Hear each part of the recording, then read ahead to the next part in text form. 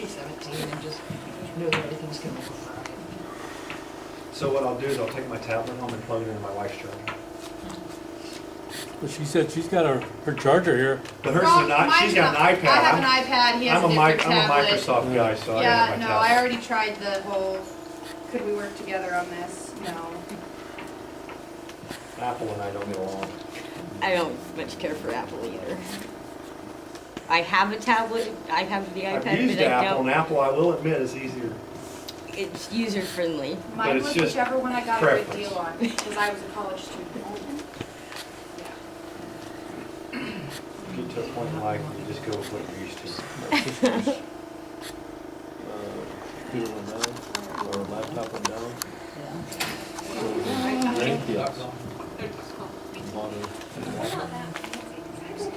Because we're not working at school. He's into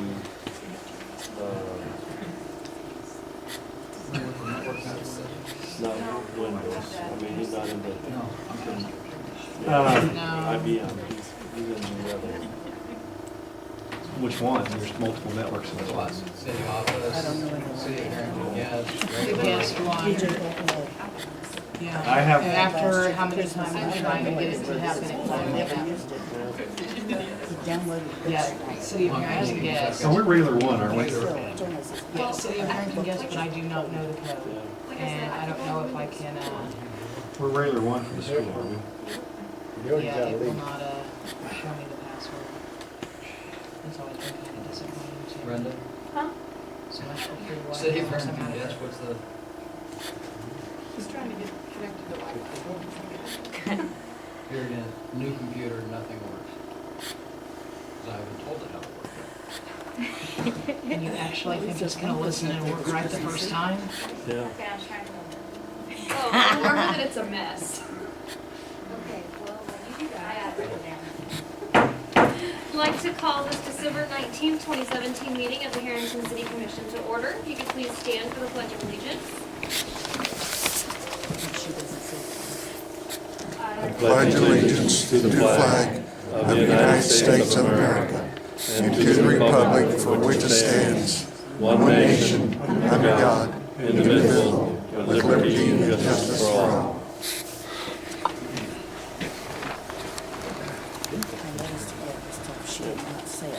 She's right. Consider minutes of the meeting of December 5, 2017. I'll make a motion that we approve the December 5th meeting minutes. Second? Discussion. Brenda? Commissioner Emerson? Aye. Commissioner Dunn? Aye. Commissioner Stanford? Aye. Commissioner Hager? I abstain since I wasn't there. And Mayor Smith? Aye. Discuss and review appropriation ordinance number C1130-17. I already have it.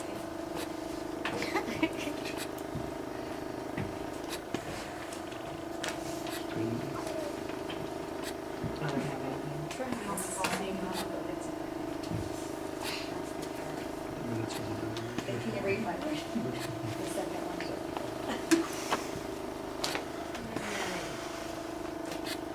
Nothing is there. Move on to public forum. First person, Rick Freeman, regarding the mini mall.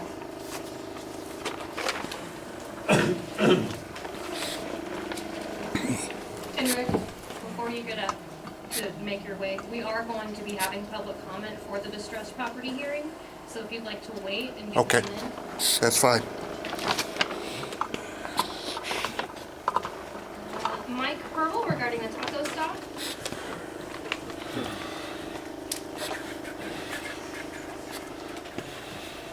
You might have to push the button to turn that on, Mike. Huh? You might have to push the button to turn it on. It's on. It's on. It's on. Yeah, it's on. Anyway, I just wanted to tell the commissioners, the mayor, that I'm working on a taco stop. I'm not working very fast, but I am working on it and trying to get it up to standard. And I just want to let everybody know that, so that there could be no conflict, or me not doing nothing. Are you needing, a continuance or anything? Have you gotten any letters or anything? Oh, that- hell no. Okay, just making sure. Just thought I'd check while you were right there. No, I ain't got nothing yet, but I'm Okay. just trying to stay ahead of it. Yep, that's basically fine. We Yeah. appreciate it. Okay, all right, that's it. Thank you. We have so many pieces of paper to go across. I do actually at times lose track of which ones are, Yeah. yeah. Alright, Virginia Newberger regarding light bills. Yeah, actually, it's not me, it's my hubby, who had to go up to Minnesota after he went to a And doctor's he appointment. did email us? Yes, he emailed all of did. us? Okay. Okay, this is about the billed and non-billed utilities, and how it's all done up, and it's a piece of paper up here on the table. So I'm not gonna read the whole thing, but it's mainly who should be really bill according to what Dave Jones had before, last week. Okay, so if everybody wants to read it, here it is. Yeah, it's the same one that they got. Yeah. Thank you, Virginia. And Ben Meyer regarding Homestead Village utilities. Good evening. Ben Meyer, and while I'm not a citizen of Herington, I've been a member of this community for my entire life, and I would just like to express a couple of thoughts on the issues of utilities at Homestead Village. It's been reported in the Herington Times and through material distributed at the December 5th commission meeting that there is a belief among this commission that the residents of Homestead Village are getting free utilities. In fact, each of the residents pays monthly rent per a contract signed by each of them. It clearly states in the contract that utilities, including electricity, water, sewer, trash, and cable, are included in the rent. Therefore, the utilities are not free, but part of the monthly rent paid to the city. The materials distributed at the December 5th meeting also show revenue and expense amounts that indicate a potential operating loss to the city of $53,820 for 2018.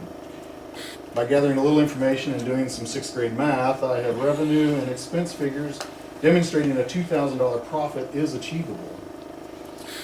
Knowing the published monthly rent, I'm confident that the revenue number, that my revenue numbers are correct, but I will openly admit that I guessed on some of the expenses.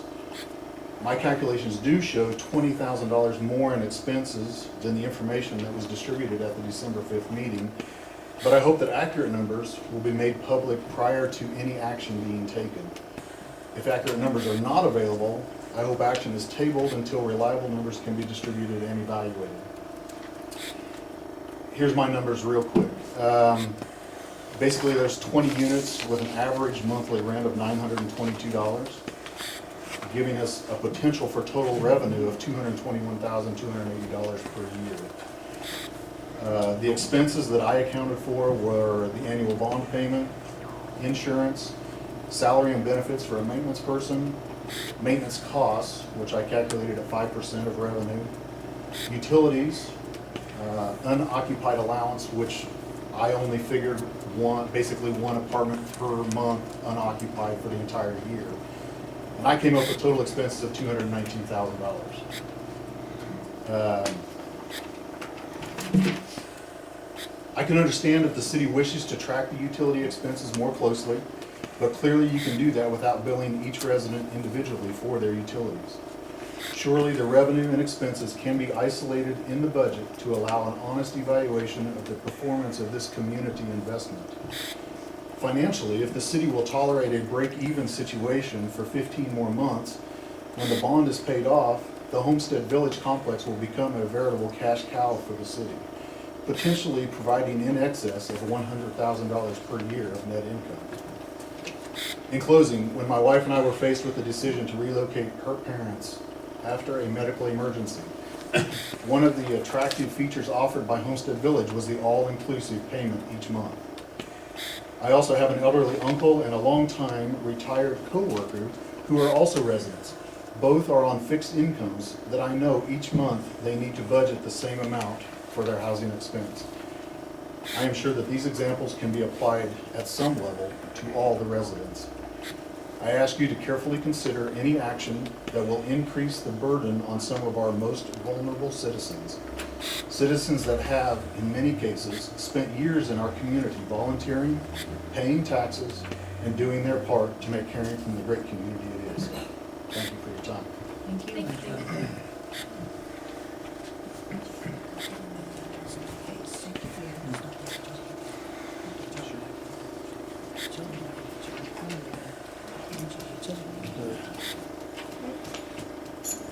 That's it? Number 5, approval of agenda. I do have 2 items to add. 7A, discussion on utilities. And 9A, executive session regarding non-elected personnel. Make a motion, we approve the agenda with the addition of items 7A, utilities discussion, and 9A, executive session for non-elected personnel. Second. Discussion. Brenda? Commissioner Hessel? Aye. Commissioner Jones? Aye. Commissioner Stanton? Aye. Commissioner Hager? Aye. Mayor Sibley? Aye. Number 6, we've got a presentation, the Housing Rehabilitation and Demolition Program. Carol Torkelson, hello, and Keegan Bailey. Oh. I'm sorry I covered a thing, I was going blind. I didn't mean to blind. That's okay. And so hopefully we can do this and get it taken down. It's not causing any more problems. First of all, I want to thank you for inviting us. I had spoken with, we'd sent some flyers down about housing rehab, and then Scott had called me and we visited, and so we made it to where it worked out for us to come. And I appreciate you having us come and visit about this. It's an opportunity for communities to try to improve their housing and maybe demolish some units that need to be demolished that are beyond the useful life. So I'm going to go through this. If you have questions, please go ahead and ask them, or there'll be time at the end too. And then I've got a couple of things that we'll hand out, just of some additional information. One of the reasons people may ask why you would want to do rehabilitation, we look at housing as an asset to the city. Much like your sewer system and your water system and your electrical system, there's a housing system. And without those houses being there and repaired, they break down and you can't have them available for future residents. The state has a program that they have, that you can get money to help to rehab those homes. But because they have the money, they also have the list of things that they allow you to do to make those houses available for your city's housing inventory. The main intent of the program is to add 20 years of useful life to the home to keep it for future residents. The next few slides are just a few pictures of homes, properties that we've done.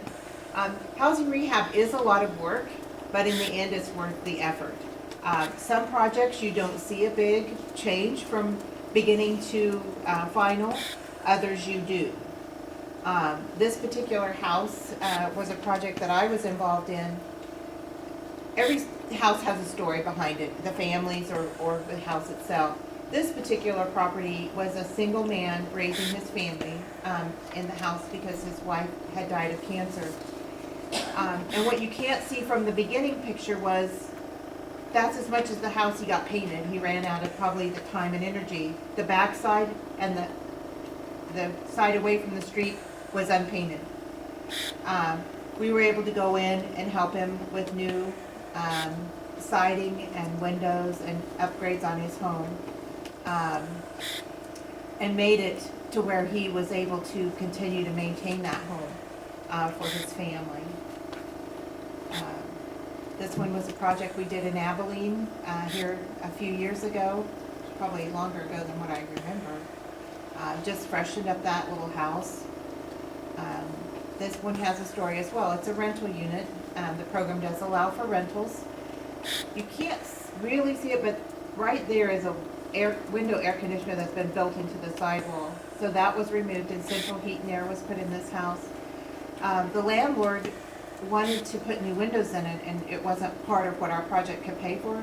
She went and borrowed the money to have the contractor put the new windows in while we were doing the project. So she invested in her own home in order to make it a little bit better than what we were able to do. There is a grant application that has to be prepared, and that is part of what we do. One of the first steps is completing what's up there listed as the HAT. It's a housing assessment tool. And we'll talk about that a little bit later, and then also the timeframes to put together a project. But I wanted you to see what goes into the grant application and the things there's a lot of information that we have to look at as far as what the community needs are and all the things under that category, how we develop the project, is this a solution to the need according to what your needs are, and all those questions have to be addressed in part of the application. Also, the target area will look and find where the city feels like the area that needs to be addressed and how that looks in relationship to the rest of the community. There's also points given for leverage of local dollars. Those dollars can come from the weatherization program for those people that qualify. If it's a rental unit, the landlords have to participate, so that would be part of where that leverage funds would come from. We've had some cities use city dollars to help with demolition, not necessarily so much the rehab, but on the demolition side. And then there's points come when the city's application, after the state's received it and they choose to come do a site visit, then they award points for that category as well. Basically, all those points go in, and the people with the highest points, they just rank them down, and that's how they make award of the projects. As part of the process, you'll need to gather pre-applications from those people that are in the target area that you choose. The pre-applicant will declare their income eligibility. We'll need a letter from the landlord for their participation because we'll use part of that to show the match. We take the data from the pre-applications to help build the grant application. We do take pictures of the pre-applicants' homes. The state does want pictures of all the homes that we have identified as potential projects, both for rehab and for demolition. And then we put those on a city map to show what the location of them. They do drive through and look at what we have listed and identified there. At this point, I was going to talk to you a little bit about one of the key problems that we have is having enough available contractors. And so local contractors are a must, and I would suggest that you contact them early in order to get them on board, to have them be ready to get the training that they need to allow them to bid. What I did was I actually brought some flyers with me, and I'm going to leave these so we can use contractors all the time. And if you're talking to somebody locally, just give them a flyer and have them call us, and we'll take them through the steps on what they need to do to be ready to bid. We encourage you to do that because then more of these dollars stay local. If you use local contractors, they're going to buy local. They're going to have that money that they can spend locally for their own use and goods and services. So it's a win-win for both. The city can get money to help fix houses, and the contractors can participate, and then they can use that money to do what they normally do as far as their living expenses and what they purchase.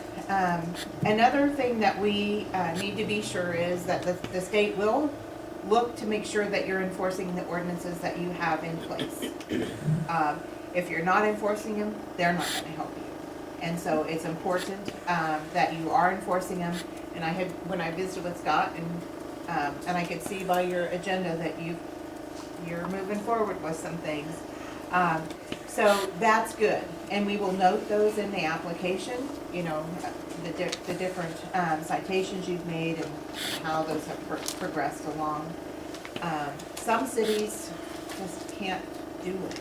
They just have a hard time enforcing those. So I know it's hard, it's tough when it's your neighbors and your friends and your relatives, but it's something that has to be done. And the state's not gonna help you if you're not helping yourself. So that's important. When we know that the state's coming to visit, we ask you to get ready, do a cleanup. You may do cleanup campaigns on a regular basis. Some communities do. A lot of them do them in the spring. These applications are due at the end of August, so that the state would actually come and visit in the fall. But if you have a regular cleanup campaign and you do regular code enforcement, you're going to make sure that these kind of things are taken care of without there being any big issue around it. Just going to flip through some pictures. This is what we see when we go into communities. We see abandoned buildings with a lot of stuff around it. It becomes a place where people pile stuff. We also see a lot of times vehicles that are not registered and not tagged. Most communities have ordinances against those, and those will need to be addressed if you have that problem. Again, you just enforce the ordinances about abandoned vehicles and weeds, remove debris around businesses. The entrances to your community mean a lot. It tells people a lot about what they're looking at when they're going to come into your town. And so we encourage you to look at all the entrances and exits and see if that's how you want your town portrayed. Is that really the image that you want, or do you want a better image than that? Housing rehabilitation is a voluntary program.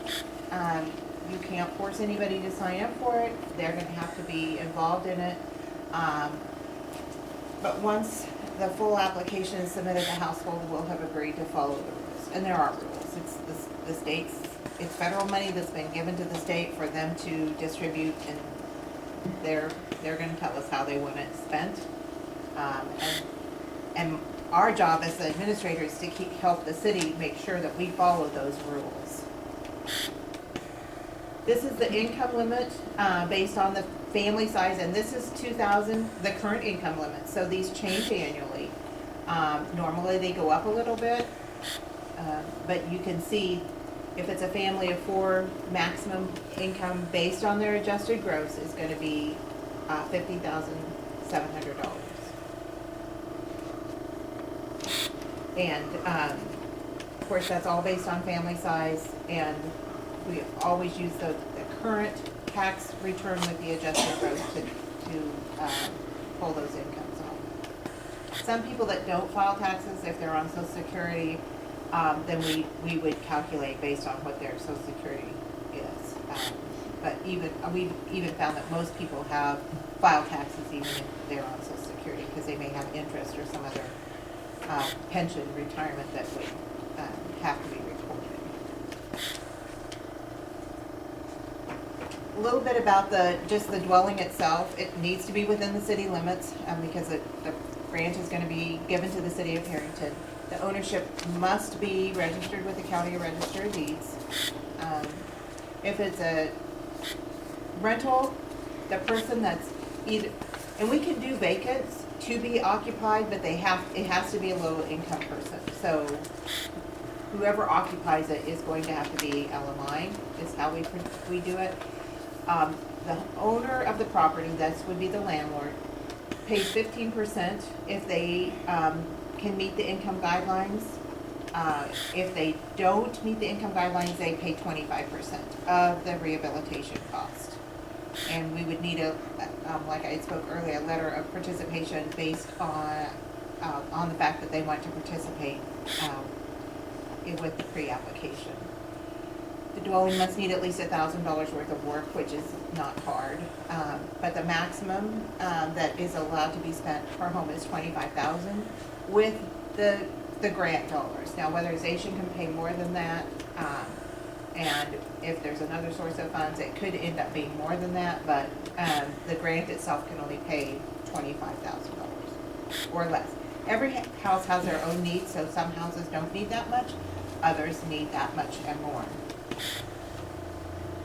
There is a soft loan put on that, so basically they can't have the work done and sell the house and profit from it. It's for 3 years and it's just forgivable, so after every month that ticks off, then 1 month clicks off of the 36 months. So if it's sold before the 3 years is up, they can sell it to somebody that's low income, as long as they prove that they are, or they repay what's left on the soft loan at the sale of the house. It needs to be insured for 3 years, the 3 years of the soft loan, and the city named as the co-insurance. In order for it to be eligible for the program, the property taxes have to be current, as well as the utilities. The state says if you're not paying your taxes and keeping your utilities paid, then we can't help you. Some of the ineligible activities are mobile homes because we can't do what needs to be done to really extend their life, that 20 years of useful life. Remodeling, which is very different than rehab. Rehab was we're fixing the problem. Remodeling is normally you're trying to upgrade or renew some things that, and if the house qualifies for weatherization, then they need to complete that paperwork.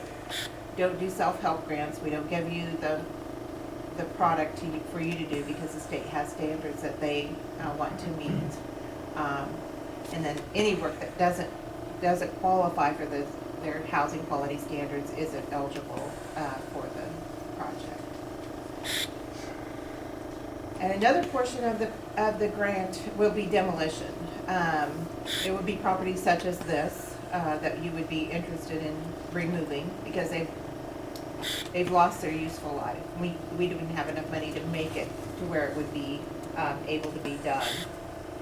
So we're going to inventory the dilapidated structures within the city limits, particularly within the target area that's chosen, because we would want to be sure we addressed all those. They don't want to fix up a house next to one that needs to really be torn down because that really doesn't change the value of the house that's being fixed up. So we encourage the owners to fill out voluntary applications. If not, then the city must proceed with their condemnation process and be prepared to move forward with that. And then we'll do the note that intended units to be demolished in the grant application. Again, we would mark them on the city map like we talked about earlier. So this is the kind of house. This is a house that had a fire in it. It has since been demolished, but it sat like this for several years before they finally got enough pressure on them to get it down. But it wasn't going to be able to be inhabited, so you want to be sure that you look and get those that you need taken out. And once you determine, you're going to determine if there's any homes that need to be demolished. We'll want to look hard and make sure that we've done that. Again, use your power of condemnation if you have to secure those pre-applications. These don't have to income qualify, so it doesn't matter who owns the property. As far as whether they're income eligible or not, that's not a criteria for the demolition. We will need an application. They have to show ownership. They have to show that the taxes are paid. We can't tear down anything that's not have the taxes paid. And then they have a notification of when all the items of value will be torn or will be taken out. And they will be responsible for mowing the lot following demolition. It's done at no cost to the property owner, and they retain the title or the deed to the property, and there's no lien placed on it. These are a couple of pictures of what it looks like. That's what it was before, and then it's gone. The next slide is actually these 3 properties set side by side by side. And they were in bad shape, and I think the owner had tried to do something with them. Now, that's what that lot looks like. It's a very marketable lot, that they're actually talking about maybe putting a duplex on. But it just, those houses, there was no fixing those up, and so it made it really a nice lot. I think actually he's deeded all 3 of them together now, so it's just one great big lot.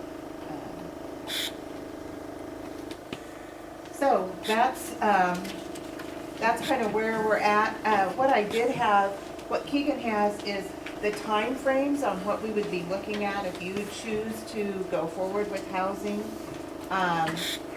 what is going to need to be done. And she also is giving you a copy of that housing assessment tool that I spoke about.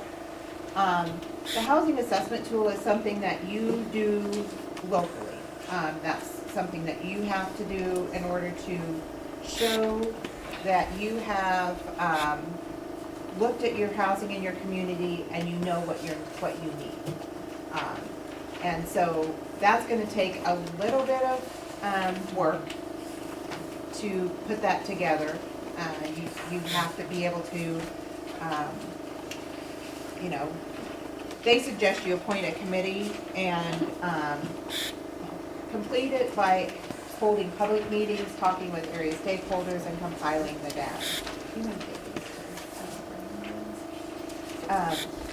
So we suggest that you start that early because once you complete it, you have to attend what they call a housing interagency committee meeting, and those are held in Topeka on the, I believe it's the 3rd Wednesday of the month, and they only hold them in March, April, May, June, and July. So we have 5 chances, and one of those meetings is in Hayes, and I'm sure that you would rather not drive to Hayes, you'd probably rather go to Topeka. So we suggest that you start the housing assessment tool early, so you can be prepared to go to that meeting. And you go and you present your housing assessment tool and what you found. And I've had people that have gone in with a notebook with pictures of their communities. I've had people that have done PowerPoints, and you actually present to them your community. They see, your community and what you have going on for yourself. And so my suggestion is that would be sometime in June or July that you would do that, because the applications are due at the end of August. And we've got all these touch points that we've got to hit in order to get to where we want to be ready to put an application in. So I kind of wanted to give you the time frames so you can just see, what we're looking at and how we look forward and in order to prepare for those. Then we get them in August, but they're not announced until January. So it's a ways, it's a time to wait, and people are always anxious, but it's just the process that we have to go through. So here next month we'll know about we submitted 3 this last grant round, and so we'll know about those come January. But we always have to keep looking forward to make sure that we're in. We had been invited to go to Hope last week. Was it last week, Keegan? Yeah. And so I had the call from Scott, and I hadn't even talked to you yet, Renee. So we left Hope and came through Herington on our way, and our comment was there's very doable. There's very much areas of the community that could use a project like this. You could tell that you do code enforcement because there's not a lot of stuff just sitting around like we see in a lot of communities. We all have those areas that are tucked away, but you probably are on the edge of being ready to apply if it's something that you wish to pursue. Don't let the housing assessment tool scare you. it looks maybe a little bit worse than it does. We actually, I have somebody that, in my office that does all the census data for us, so she'll collect all that data page, and yours is basically talking to people, what are the needs of the community? You know, what maybe some of the trends you're seeing, and what, you know, what you need to do, so. Anyway, I've done most of the talking. If you have any questions, I'll be happy to visit with you and talk about it. Or if you think about them afterwards, actually I should flip that one up. There's our phone number, and Brenda's got it. She's given me a call. I actually that had my email address on there, but it does not. So what I'm going to do is I'll leave you with my card that has my email address on it if you wish to give me a call or email me. Sometimes email's better because I'm out on the road, and I'll be glad to answer anything that you have tonight if you have any questions. When you're referencing the target area, is this typically in scope of neighborhoods? Can it be spread across the town, or is it focused? It's gonna have to be focused. For one thing, the state wants to see impact of the project. So, if they can't see impact, they don't like that. So it's probably, it may be, and you guys will decide what that target area would be. It could be 10 blocks by 10 by 10 or 10 by 15, you know, it's gonna be. So we can look at large areas, not just. Yeah, it's not limited really on, you know, a size.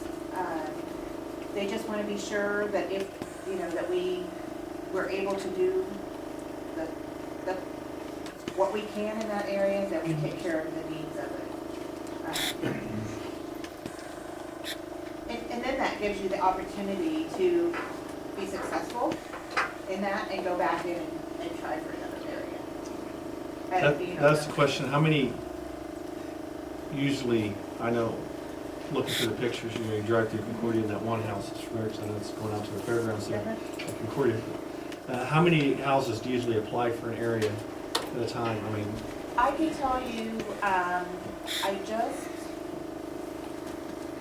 it's usually about, the max is gonna be 8 or 9, but it depends on how many demos you get. So if you're gonna do, say 5 demos, you're probably about 8 houses. But if you don't have as many demos, then that gives you money to maybe do 9 houses. If some communities, some cities have funds that they help with demolition. And so if you have that kind of program and you want to use part of your city dollars to help bring the cost of that demolition down, then that might give us room to move into, you know. And is this something that we could apply for on a yearly basis? You can only have 2 open grants at a time, and these are 2-year projects.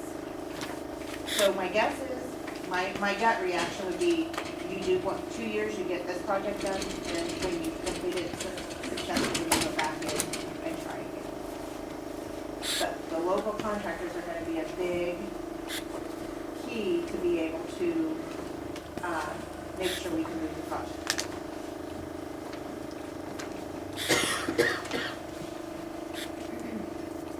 Does this will do water lines to houses, No. or just as the face of it and stuff? It's normally that, I guess if you need to do that, we've done sewer lines, you know, like take it from the house, connect to the sewer.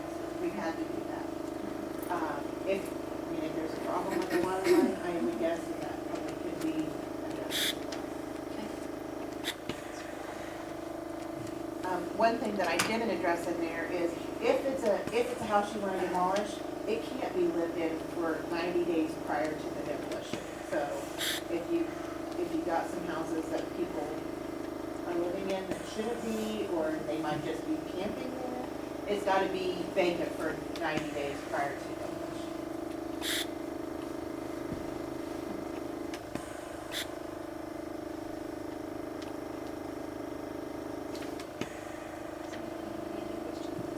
Sounds like a great program, I just gotta read through the rest of the information and digest it. And like I Get said, some property owners on. we'd be glad to answer any questions that you have. Just, you can email me, call.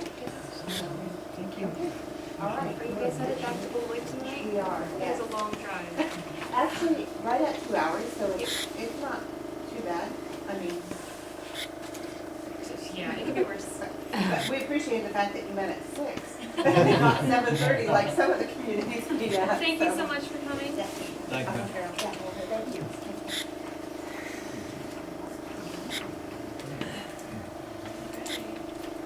With that, we move on to number 7, the stress property hearing. So I will go ahead and call the meeting to order and open for the property located at 5 West Walnut, also known as the Mini Mall. The purpose of this hearing, as you all know, is to discuss the property as it sits. There's been quite a bit of information given with this property over the past several weeks in regards to this. By chance, I have to ask, is the owner in attendance? Yeah, we have to. Have to ask. One of these days, the owner's actually gonna stand up and we're all gonna have like a meeting.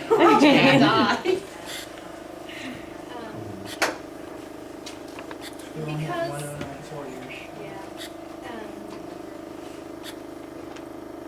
Because they are not here, I will go ahead and open this to public comment. I know that some of you are here specifically for this purpose.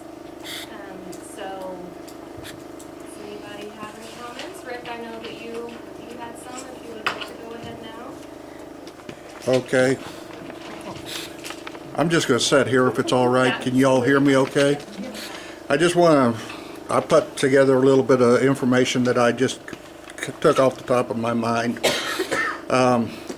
As you've asked the residents of Herington for their public input into this matter of the property of 5 West Walnut, the mini mall, here's my input.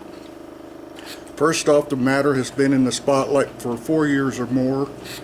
This continuously letting the matter slide doesn't accomplish anything except setting a precedent of letting people continue to get away with things of this sort. As we are all aware, this started on someone else's watch, not yours, but by not doing anything just keeps compounding the situation.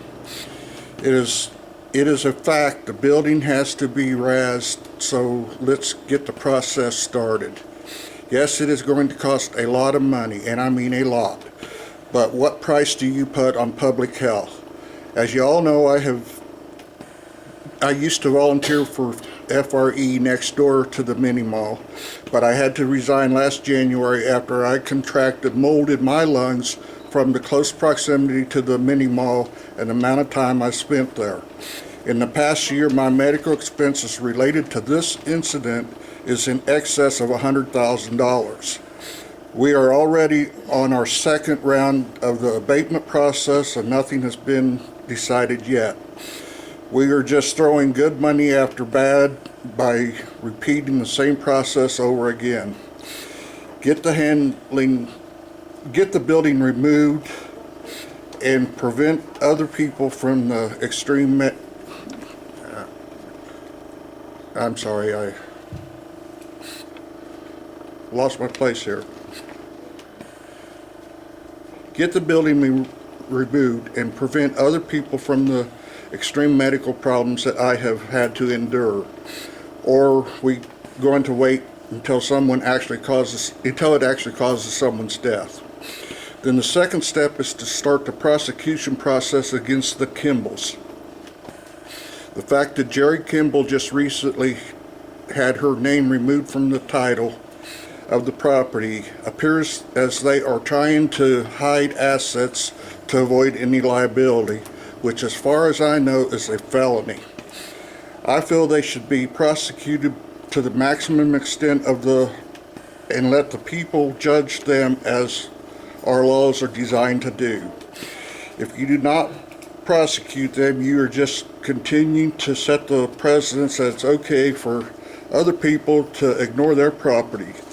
Several months ago, Commissioner Jones mentioned some other properties in town with similar conditions developing, using them, one of them being the taco shop, which has been addressed already tonight, and we appreciate that, on West Walnut, catty corner from the mini mall. After this appeared in the paper, 2 weeks later, the owners were at the commission meeting and said they were aware of the problem and were preparing to fix the problem. Several months later, I inquired about the situation in an email to all you commissioners, and nothing was said. I have waited a couple more months and still nothing has been done. Has anyone asked them what their plans are, or are you just going to ignore it like you did the mini mall for so long, until it gets to where it is going to cost the city another $250,000 to clean it up too? Just a little analogy for you: when crap happens, it has to be cleaned up. You can't just close the lid on it and hope it goes away. I'm sorry to tell you this, but it don't work that way. You have to pull the little handle and flush the problem, or it will create more problems. And I just wanted to share that with everybody, and I feel very strongly about that. I think it's an extreme health hazard to the whole community, and I just afraid it's going to cause other people as much or more hardship than what I've had to endure from it. Thank you for sharing that. Do I have any further public comment? I'll just repeat my sentiments. Cynthia Mailer, 319 North First Street, is that continue on with condemnation. Don't accept the quitclaim deed and let these people off the hook, liability or other words.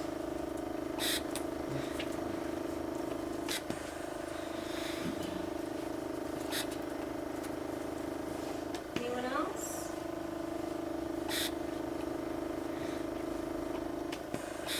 Okay.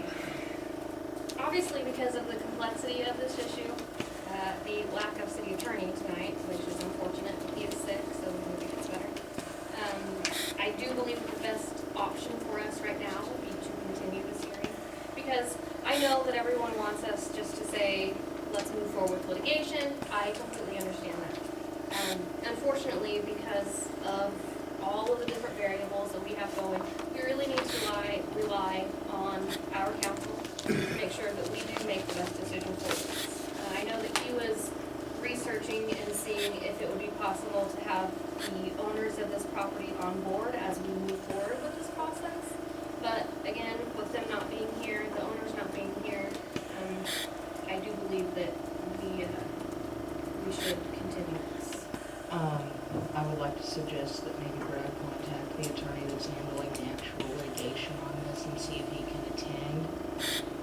I know that was discussed at one point, but unfortunately, it hasn't happened in the last couple of meetings. You want to try and do that on the first meeting in January, or the second? The second. I'd like to get it as fast as we can. So if we can get Brad and the specialty counsel For the here second. on the second, Yeah, let's try for in that. January. We can try. First meeting in January? Yes. Next Tuesday the second. I don't know exactly which date is, It's Monday. sort of, kind of. I'm almost getting sad about it, but not sad enough to come back yet. We're around 2018. I gotta start practicing that. So do I have a motion to continue this? I'll make a motion, we continue to the January 2nd, 2018 meeting. Second. Discussion. Are you going to contact Brad? Yes, I will. And I spoke with him today kind of briefly since I knew he was not going to be here.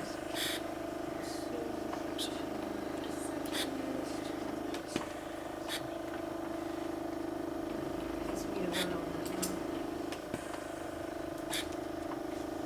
Lena, did you second that? Commissioner Nessa? Aye. Commissioner Jones? Aye. Commissioner Slater? Aye. Commissioner Slater? Aye. Mayor Susan? Aye. this distressed property hearing will be continued to January 2nd, 2018. We will contact our attorney so that he can contact the attorney that was handling the litigation when we decided to go through that process in the beginning. And we will hopefully discuss more of our options at that time. Are there any further public comment regarding this property? Okay, this distressed property hearing is now closed.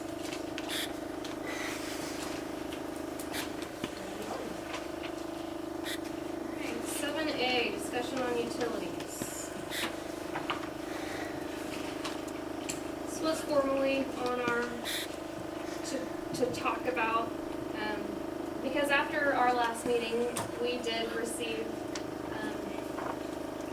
several emails, phone calls, text messages, what have you, about these utilities. And when Ben was here, did he leave? Yeah, he is.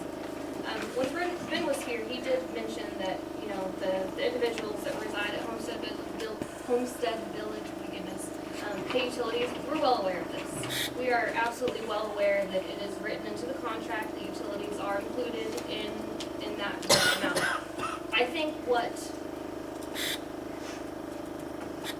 has gotten lost in translation is with those funds, we really want to see part of that rent amount going towards utilities. Have it, what's the word I'm looking for? We want it transferred to the electric fund. There you go. Bookkeeping. There you go. That would be it. Right now, in the city bookkeeping, it is not reflected that any of those funds are being paid to utilities. So I did ask for Lori to be here tonight because she is the director for the housing for the city. I also asked for Ms. Debbie Gibble to be here tonight because she is the director for the Herington Housing Authority. And it can kind of give us an insight on how these utilities are handled in the different ways it could be. If anyone has any comments, any questions about what really we're asking for here, please do so. Please raise your hand. I have no problem with allowing public comment and discussion like this. Can I add something to that? Go for it. I understand, I didn't present it correctly at the last meeting, giving some people the impression that I was attacking the people that live here, and that was not the